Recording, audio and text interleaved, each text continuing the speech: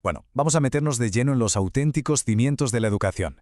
Casi siempre nos fijamos en el resultado final, en lo que pasa dentro del aula, ¿verdad? Pero rara vez tenemos la suerte de examinar el plano arquitectónico de una clase verdaderamente exitosa. Así que, en este análisis, vamos a desglosar a fondo un portafolio de práctica docente. Es una inmersión súper detallada y meticulosa en pura pedagogía práctica. Vamos a descubrir cómo la teoría se convierte en acción y, sobre todo, por qué ciertas metodologías logran captar la atención de los estudiantes de una manera tan increíble. A ver, la hoja de ruta de este recorrido es muy clara. Primero, la práctica docente 3. Segundo, el contexto institucional. Tercero, la clase número 1 sobre números racionales. Cuarto, la clase número 2 sobre potencias y raíces. Y quinto, los métodos de evaluación. ¡Vamos allá! Punto número 1. Práctica docente 3. Conociendo a la educadora. Justo detrás de todos estos planes de clase que vamos a analizar se encuentra la arquitecta del proyecto, Daniela Bautista de la Cruz. En el material original se la define como una estudiante comprometida y dedicada, y la verdad es que esa energía es totalmente indispensable para enfrentarse al reto de planificar la enseñanza de las matemáticas. Conocer a la persona que ha diseñado todo esto humaniza un montón el rigor técnico que viene ahora. Es esa pasión inicial la que marca la diferencia entre soltar un temario aburrido o crear una experiencia de aprendizaje que realmente transforma a los alumnos. Pasamos al segundo punto. Contexto institucional. La base académica. Ojo a este detalle, porque ninguna planificación ocurre en el vacío. Todo este trabajo fue evaluado por el docente Pascual Leocadio bajo el marco de la Universidad Autónoma de Santo Domingo, la famosísima UASD. Esto nos dice desde el minuto 1 que no estamos ante un simple borrador o un ensayo, sino ante una práctica sujeta a un rigor académico absoluto. Le da muchísima credibilidad a toda la metodología y nos demuestra cómo las instituciones van moldeando las prácticas de los futuros profesores. ¿Y dónde ocurre toda esta magia? Pues el escenario es un segundo año de secundaria en el Politécnico San Miguel Fe y Alegría. Tener en mente este contexto, imaginarnos la interacción constante entre un grupo de adolescentes y el cuerpo docente, es básico para entender el ritmo de las clases. Hablamos de unas edades en las que mantener la atención es todo un reto, lo que obliga a crear estrategias superdinámicas para evitar el aburrimiento y la desconexión a toda costa. Pero antes de empezar con los números puros y duros, hay que hacer una pausa para apreciar la estética del material en sí. El uso de este tema floral, con esos tonos rosados tan acogedores, nos demuestra lo personalizados que pueden llegar a ser los portafolios hoy en día. Rompe por completo con la rigidez clásica.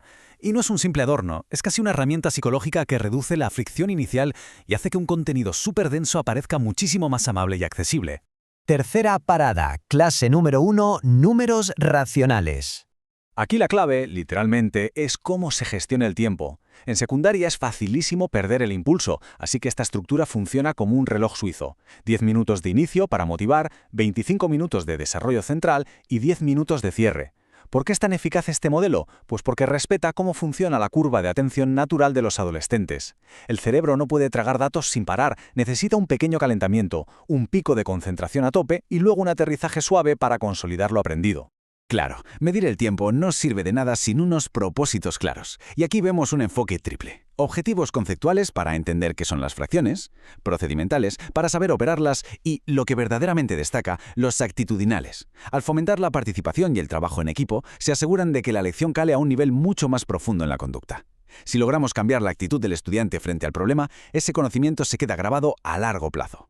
Y aquí es donde la matemática pura aterriza de forma genial en el mundo real. Usar el ejemplo de medio litro de jugo, o zumo, o un cuarto de pizza, transforma inmediatamente un concepto abstracto en algo tangible. Es una táctica buenísima porque elimina de un plumazo esa resistencia del cerebro a lo desconocido. En lugar de ver símbolos raros en una pizarra, ven comida y bebida, cosas de su día a día que cualquier estudiante entiende al instante. Y de repente se lanza este gancho intelectual brillante. ¿Qué diferencia hay entre un número y una fracción? No es una pregunta para responder de memoria, está pensada para que la mente haga un clic, se detenga y analice. Simula a la perfección esa chispa de curiosidad que hay que encender antes de meterse en la teoría espesa. Crear esta pequeña duda es la mejor manera de abrir la mente hacia nuevos conceptos. Vamos a por el cuarto punto. Clase número 2. Potencias y raíces. Tomemos un pequeño respiro mental. Los detalles visuales, como esas cintas, los colores suaves y las formas fluidas, funcionan de maravilla para compartimentar la información. Es una manera genial de limpiar un poco la mente y preparar a los alumnos antes de sumergirse de lleno en unos procedimientos matemáticos que, la verdad, son bastante más complejos. Es súper interesante ver cómo cambia el ritmo al subir la complejidad. Los bloques de tiempo se ajustan para permitir un desarrollo súper extendido de 55 minutos. Esto demuestra muchísima inteligencia pedagógica. Las potencias y las raíces necesitan mucho más espacio y paciencia. Los 25 minutos de la clase anterior ya no nos sirven aquí. Hay que dar más ejemplos y, sobre todo, dar más tiempo para que los estudiantes fallen, se corrijan y entiendan bien la mecánica. Y los objetivos, por supuesto, se adaptan a esta nueva profundidad.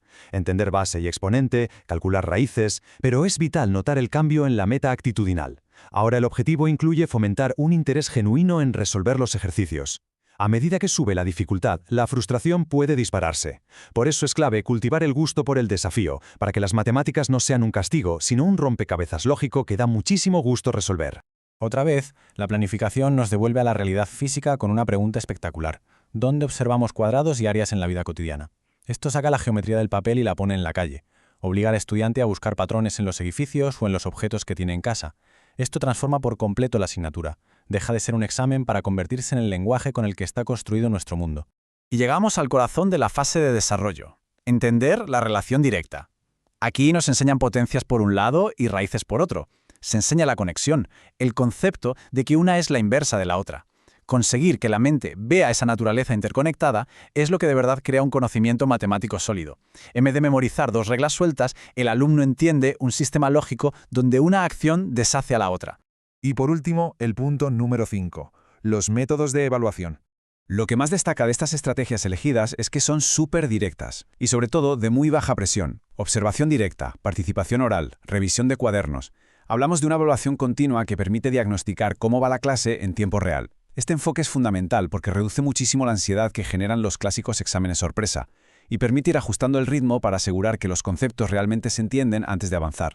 Ya para ir cerrando, es increíble reflexionar sobre cómo una presentación visualmente bonita, tan limpia y bien estructurada, es en sí misma el reflejo de una mente pedagógica súper organizada.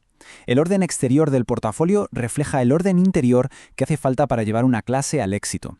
Si un educador tiene sus conceptos así de claros, esa misma claridad se transfiere inevitablemente a los alumnos.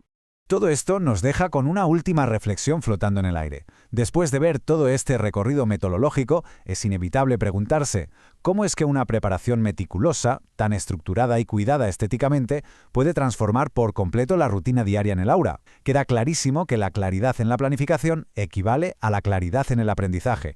Ha sido un desglose verdaderamente fascinante sobre el arte y también la ciencia de enseñar